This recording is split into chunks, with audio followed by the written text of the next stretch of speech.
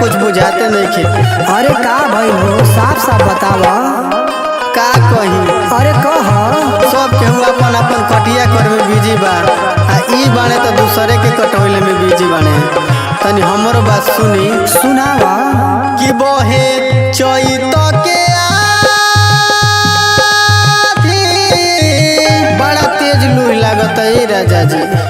बहे चैत के आधी, ओठ फाटे रजऊ, आजा बाहरा से घरे गेहूं काटे रजऊ, आजा बाहरा से घरे गेहूं काटे रजऊ।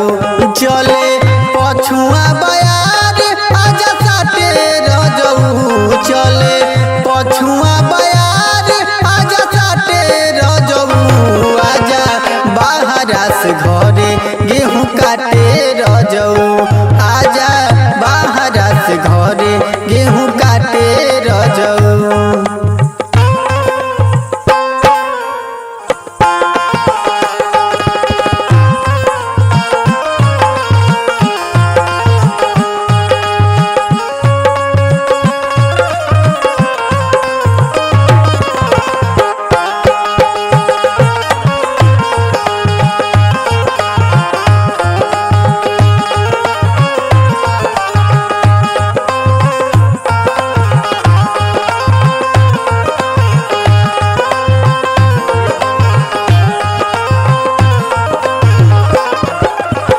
बानी हम अकेले नहीं हो पाई कटनिया, सुख जाई राजा जी हो हमरो जवनिया।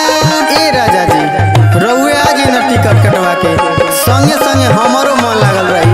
आप हैं कि कुछ बुझते नहीं छी, सुनी तनी हमरो बात। बानी हम अकेले नहीं हो पाई कटनिया, सुख जाई राजा जी हो हमरो जवनिया। की बोली देवारा के हम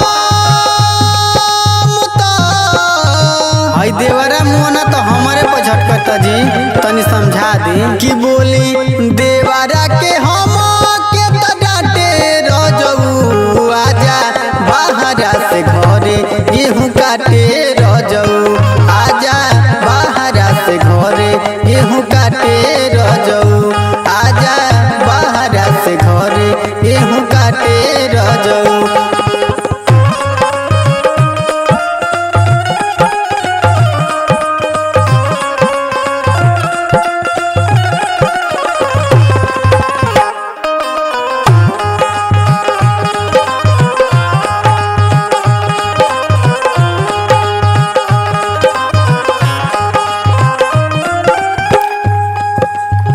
घूमी अखिलेश दिन रोज रोज बीतावे, अपन हो खेत ना दू मुठा काटवावे।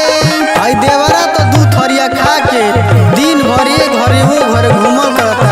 ए राजा जी रउआ समझत काहे न बानी, हम कैसे अकेले काटी? घूमी अखिलेश दिन रोज रोज बीतावे, अपन हो खेत ना दू मुठा कटवावे, बिया सोनू कटवा दो। ए राजा जी आई न दोनों प्राणी काटल जाए, सोनू पिया कटवा दो, हाथे हाथे रजऊ, आजा बाहरा से घरे गेहूं काटे रजऊ,